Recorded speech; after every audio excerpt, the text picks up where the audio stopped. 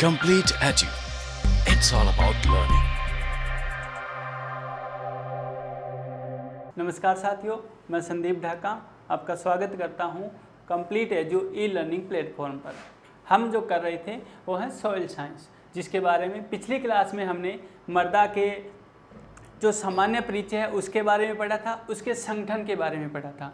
आज जो है हम पढ़ रहे हैं मृदा के निर्माण के प्रक्रम में कि मृदा जो होती हैं वो किस प्रकार से उसका प्रोफाइल बनता है, उसके बारे में पढ़ेंगे। तो आइए हम जो चैप्टर शुरू कर रहे हैं, जो टॉपिक है हमारा वो है सॉइल प्रोफाइल। सॉइल प्रोफाइल या इसको हिंदी में कहते हैं मृदा परिच्छेदिका। मृदा परिच्छेदिका। जैसा कि पिछली क्लास में भी बताया जा चुका है कि जो मृदा होती हैं वो धीरे धीरे विकसित होती हैं, उसके निर्माण में बहुत सारे साल लगते हैं। तो जैसे जैसे मृदा विकसित होती जाती हैं, मृदा में परिच्छेदिका का निर्माण हो जाता है। तो आइए देखते हैं कि ये परिच्छेदिका क्या होती हैं। जब हम मृदा को खड़ी कटान के रूप में काटते हैं तो हमें उसके बीच में बहुत सारी परतें दिखाई देती हैं। उन्हीं परतों को हम संस्तर कहते हैं और इन पूरे संस्तरों को सम्मिलित रूप से हम मृदा परिच्छेदिका कहते हैं। तो आइए देखते हैं हम कि किस प्रकार से मृदा परिच्छेदिका बनती हैं, कौन कौन सी परतें पाई जाती हैं, या इन संस्तरों को हम हॉरिजॉन कहते हैं। तो किन किन हॉरिजॉन से मिलकर बनती हैं, प्रत्येक हॉरिजॉन की अपनी एक अलग खासियत है, क्या गुण है उसमें, क्या पाया जाता है और किस प्रकार से उसका निर्माण होता है। इन सब प्रश्नों के उत्तर हम इस आज की क्लास के अंदर करेंगे। तो अपने पहले देखते हैं सॉइल प्रोफाइल को एक डायग्राम के रूप में अपने देखते हैं कि क्या होता है एक्चुअल में। तो यहाँ पर हम देखते हैं कि मान लो हमने इस प्रकार से मृदा को एक खड़ी कटान के रूप में काट लिया है। इस खड़ी कटान को काटने के बाद में हमें निश्चित तौर पर इस खड़ी कटान में हमें बहुत सारी परतें दिखाई देती हैं।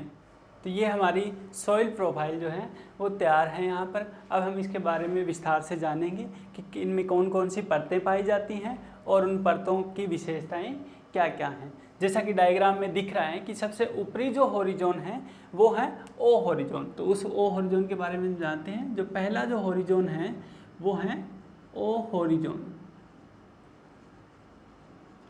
ओ हॉरिजॉन। अब हम इसकी विशेषताओं के बारे में जानते हैं। जैसा कि डायग्राम में दिख रहा है कि ओ हॉरिजॉन को हमने 3 भागों में बांटा हुआ है। कितने भागों में? 3 भागों में बांटा गया है। तो सबसे पहले हम देखते हैं कि ओ हॉरिजॉन, यहाँ पर ओ का मतलब है ऑर्गेनिक। ऑर्गेनिक यानी कि ये कार्बनिक संस्तर हैं।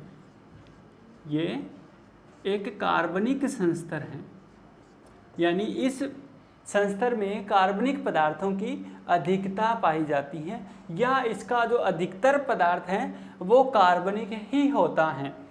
दूसरी बात यहाँ पर हम देखते हैं जो सबसे इम्पोर्टेंट है वो ये है कि ये एकरसित या वन भूमि या चारागाह या वर्जिन सॉइल,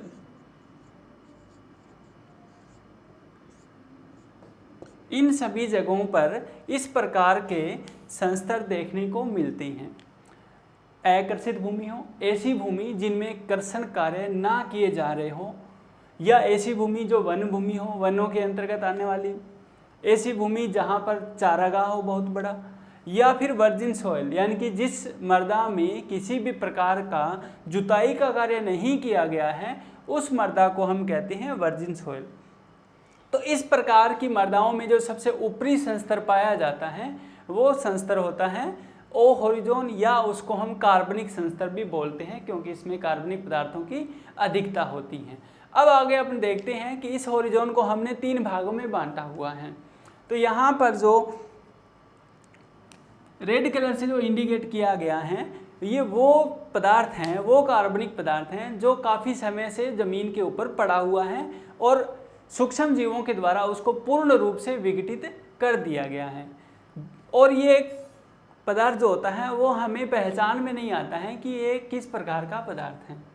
यानी अगर किसी पेड़ की पत्ती गिरी है ज़मीन पर और उसको काफ़ी समय हो गया है तो उसका पूर्ण रूप से विघटन सूक्ष्म जीवों के द्वारा कर दिया जाता है, तो हमें ये नहीं पता चलता है कि ये किस पेड़ की पत्ती है। दूसरा जो ब्लू कलर से इंडिकेट किया गया है वो जो हो है उसमें इस प्रकार के पदार्थ पाए जाएंगे जो कुछ हद तक विघटित हो चुके हैं, लेकिन कुछ अभी उसका अंश विघटित होना बाकी है।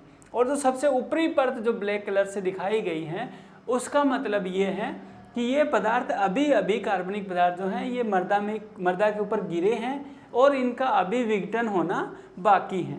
तो इस पूरे ऑर्गेनिक जो लेयर है उसको हमने 3 भागों में बांट करके देखा है। यहाँ पर सबसे इम्पोर्टेंट बात यह है कि केवल आकर्षित वन भूमि चारागाह है या जिसको हम वर्जिन सोइल बोलते हैं, केवल उन्हीं में ये सबसे ऊपरी परत होती हैं कार्बनिक पदार्थों की। दूसरा जो हमारा लेयर है या होरिजोन जो है या उसको हम संस्तर कहते हैं। दूसरा जो हमारा संस्तर है वो संस्तर हैं ए होरिजोन या ए संस्तर, ए होरिजोन या ए संस्तर। जिन मृदाओं में कृषि की जाती है या जुताई संबंधित कार्य किए जाते हैं, जुताई से संबंधित कार्य किए जाते हैं, उन मृदाओं में ये जो ओ होरिजोन है इसको मिट्टी पलटने वाले हल से जुताई करके इस ए होरिजोन में मिला दिया जाता है। ए होरिजोन में मिला दिया जाता है। इस मिट्टी पलटने के प्रक्रम में ये पूरा का पूरा कार्बनिक पदार्थ जो हैं वो इस ए होरिजोन के ऊपरी वाले भाग में मिल जाता है। इस कारण से इस ए होरिजोन का रंग जो होता है थोड़ा गहरा हो जाता है। किस कारण से? कार्बनिक पदार्थ के कारण से, जो कि ह्यूमस के रूप में इस ए होरिजोन में पाया जाता है। तो ए होरिजोन की ऊपरी जो परत होती हैं, ए होरिजोन की ऊपर वाली जो परत होती हैं, ये परत जहाँ पर ये मिला है कार्बनिक पदार्थ, उसका रंग नीचे की अपेक्षा थोड़ा गहरा होता है और उसमें कार्बनिक पदार्थों की मात्रा अधिक पाई जाती है। बाकी ये जो संस्तर हैं, इस संस्तर में खनिज पदार्थ अधिक पाए जाते हैं, इसलिए इस ए संस्तर को हम खनिज संस्तर भी कह सकते हैं। ए संस्तर को हम खनिज संस्तर भी कह सकते हैं क्योंकि इसमें खनिजों की प्रधानता रहती है। दूसरा, इस संस्तर में जो खनिज पदार्थ पाए जाते हैं, जो पोषक तत्व पाए जाते हैं, वो पोषक तत्व पानी की अधिकता होने पर पानी के साथ घुल कर के नीचे के संस्तरों में चले जाती हैं, नीचे के संस्तरों में चला जाता है, तो इसकी लीचिंग हो जाती है। इसको हम कहते हैं वॉशिंग आउट।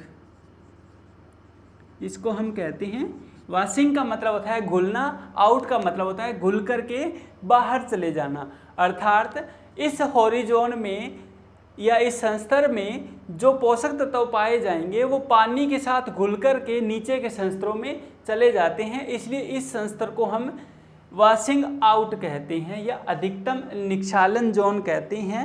अधिकतम निक्षालन जोन, या हम इसको निक्षालन संस्तर भी कह सकते हैं, या हम इसको निक्षालन संस्तर भी कह सकते हैं क्योंकि इसमें से पोषक तत्व निक्षालित होकर के कहाँ चले जाते हैं? निक्षालन के द्वारा नीचे के संस्तरों में चले जाते हैं। इस प्रकार से हम देखते हैं कि जो ए होरिजोन है उसके ऊपरी भाग में कार्बनिक पदार्थ ज़्यादा पाए जाते हैं, इसलिए इसका रंग गहरा होता है, इसकी उर्वरा शक्ति भी ज़्यादा होती है। इसमें खनिज ज़्यादा पाए जाते हैं, इसलिए इसको हम खनिज संस्तर भी बोल सकते हैं। इसमें से पोषक तत्व बाहर जा रहे हैं, लीचिंग के द्वारा नीचे जा रहे हैं, तो हम इसको वॉशिंग आउट भी कह सकते हैं या फिर हम इसको निक्षालन संस्तर भी कह सकते हैं। जो कृषि कार्य होता है, हमारी जो खेती होती हैं, वो ए होरिजोन में ही की जाती हैं, ए होरिजोन में ही की जाती हैं। तो तीसरा जो हमारा आता है संस्तर वो है B horizon. B horizon, B horizon जो है उसमें अपने देखते हैं कि कि यहाँ पर जैसा कि डायग्राम में दिख रहा है, अभी मैंने बताया कि ए हॉरिजॉन के जो पोषक तत्व हैं वो निक्षालन के द्वारा बी हॉरिजॉन में नीचे गहराई में जाकर के जमा हो जाते हैं। इसलिए इस बी हॉरिजॉन को हम निक्षालित या निक्षालित संस्तर कह सकते हैं, या इसमें जो जमा हो जाते हैं पदार्थ तो वॉशिंग इन हो रहे हैं, इसलिए हम इसको वॉशिंग इन संस्तर या बी हॉरिजॉन भी कह सकते हैं। इस बी हॉरिजॉन में ऊपरी जो परत होती है उसका ए हॉरिजॉन के साथ गुणों में थोड़ी समानता होती है, इसलिए हम इस बीच वाले भाग को हम ए बी भी कह सकते हैं, कभी कभी इस ए हॉरिजॉन के नीचे वाले भाग को हम ई से दर्शाते हैं, इसलिए इस भाग को कभी कभी ई बी से भी दर्शाया जाता है। तो बात यहाँ पर आती है कि बी हॉरिजॉन जो है उसको हम अवमर्दा भी बोल सकते हैं, यानी कि ये जो ऊपर वाला हॉरिजॉन है उसको हम पृष्ठ मर्दा बोलेंगे, उसके नीचे जो गहराई में मर्दा पाई जाती है उस मर्दा को हम अवमर्दा कहते हैं। अवमर्दा में कृषि कार्य नहीं या बहुत ही कम किया जाता है। हमारा सारा का सारा कृषि कार्य जो होता है, खेती संबंधित कार्य होता है, वो ए हॉरिजॉन में किया जाता है।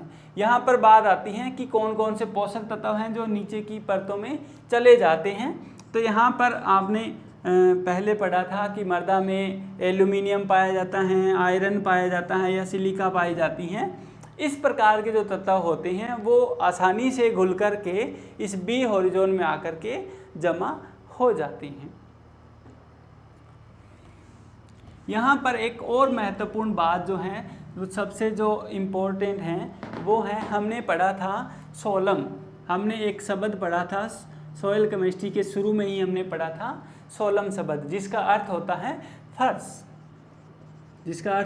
फर्श। तो यहाँ पर जो ए संस्तर हैं और जो बी संस्तर हैं, ए संस्तर और बी संस्तर दोनों को संयुक्त रूप से सोलम कहा जाता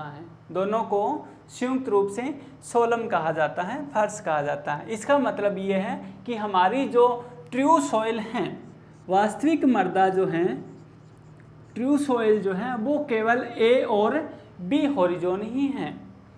ए और बी हॉरिजॉन को ही संयुक्त रूप से हम ट्रू सॉइल कह सकते हैं, वास्तविक मर्दा कह सकते हैं, या फिर हम इसको सोलम भी कह सकते हैं। नेक्स्ट आता है सी संस्तर या सी हॉरिजॉन,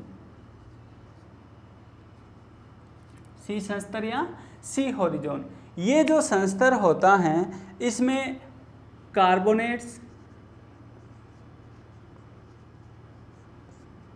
और बाइकार्बोनेट की अधिकता होती है।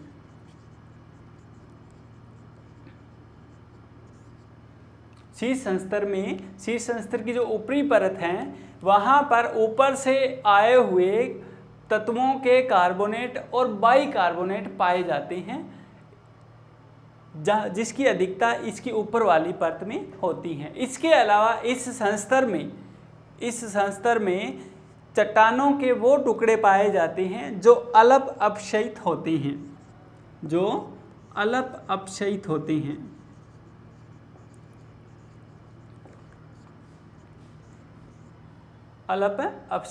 हैं, यानी कि ये जो होता है इसको हम कह सकते हैं पेरेंट मटेरियल,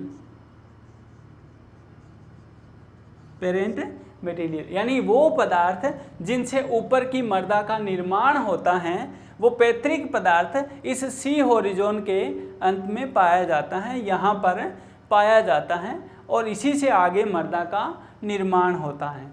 सबसे लास्ट में जो पाया जाएगा उसको कहते हैं बेड रॉक।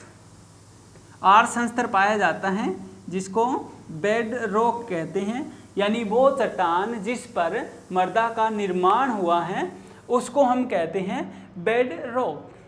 इसी प्रकार से